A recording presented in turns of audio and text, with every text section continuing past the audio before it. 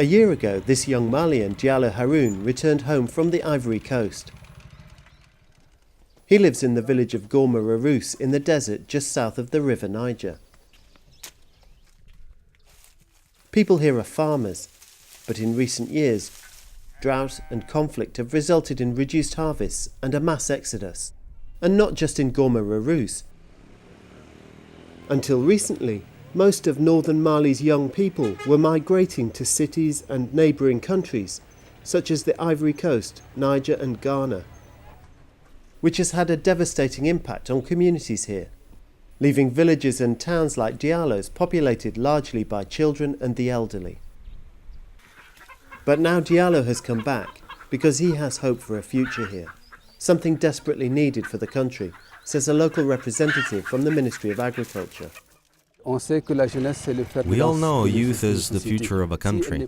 If they are unemployed, they're always at risk of drifting and of creating problems.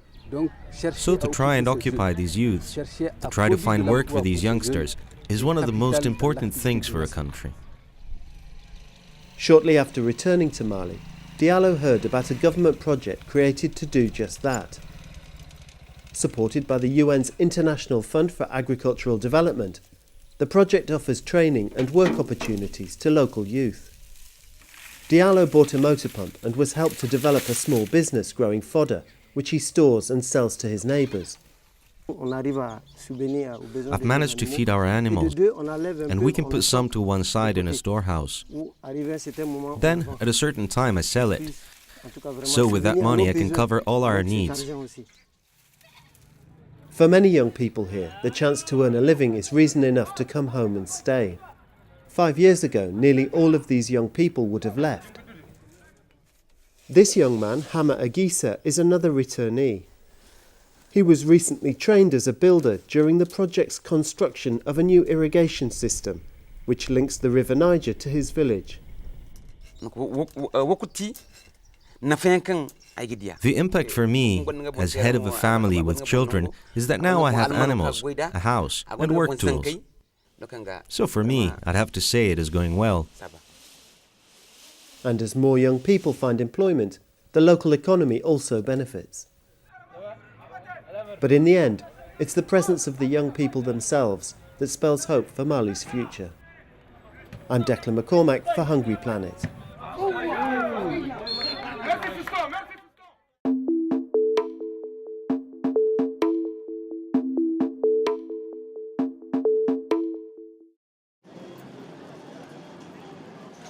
The world's newest country is facing a crisis. Like too many South Sudanese, Nyadeng Iwak is struggling to feed her family of 15 this year. Once a week, she walks here to Malakal from her village to buy food, a journey that takes several hours each way. She makes the trip because food prices are a bit lower here.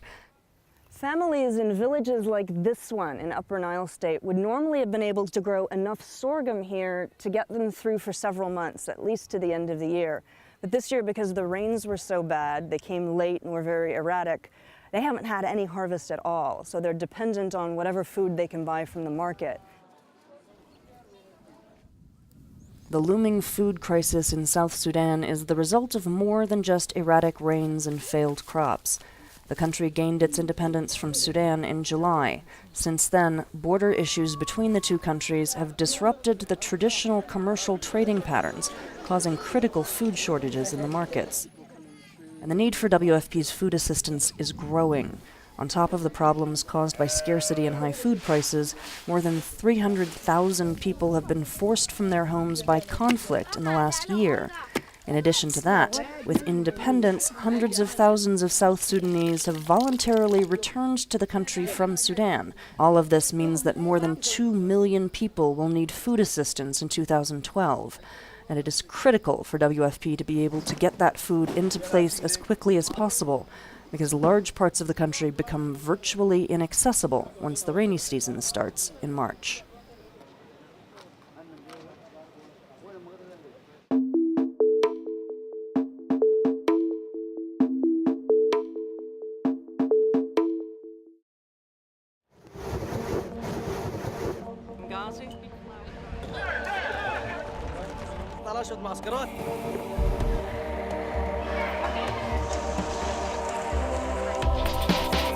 Thousand in the plantas.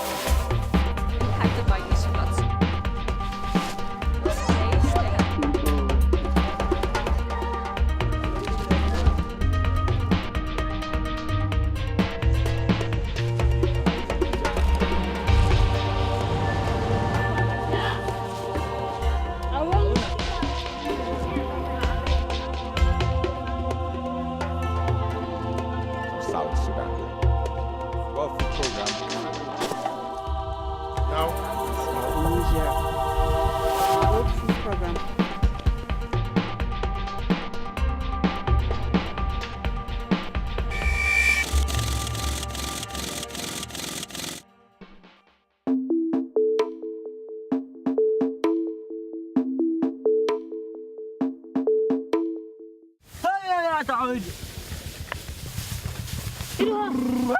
For hundreds of years, farmers in the dry highlands of northern Ethiopia have been dependent on cereal production. But the area is frequently hit by severe drought and has been haunted by famine. This was also the story of Berheteka and his family, living at a steep mountain farm 2,700 meters above sea level.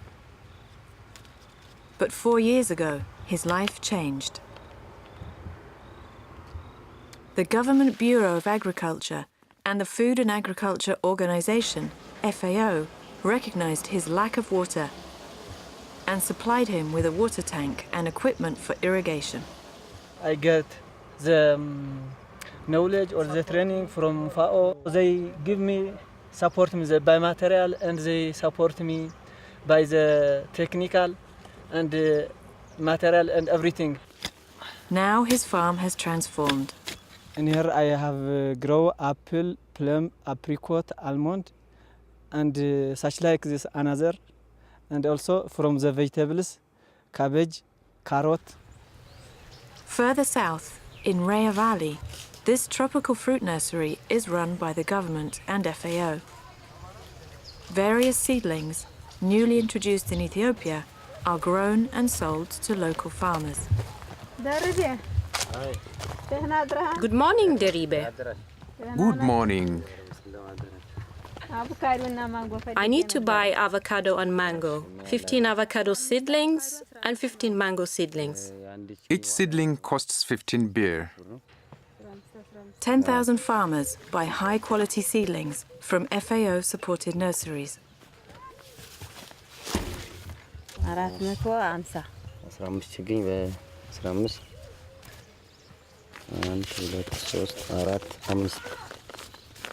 The farmers are really taking over these activities with enthusiasm.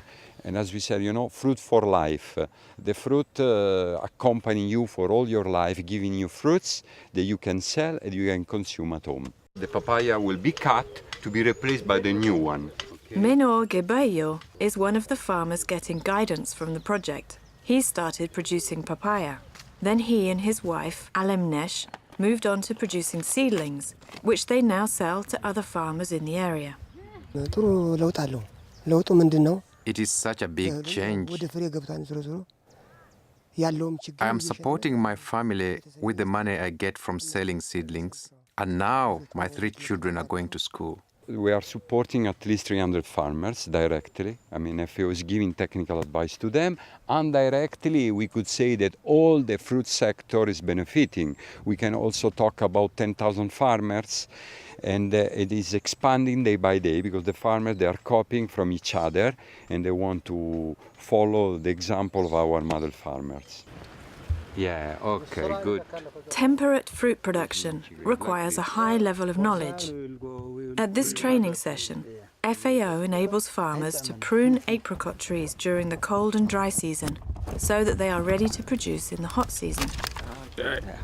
This is a traditional food insecure area because this project is bringing in new varieties of temperate fruits which were not being grown before in the region. They represent a different source of income because there is domestic demand for these fruits, but also a good source of nutrients for the household.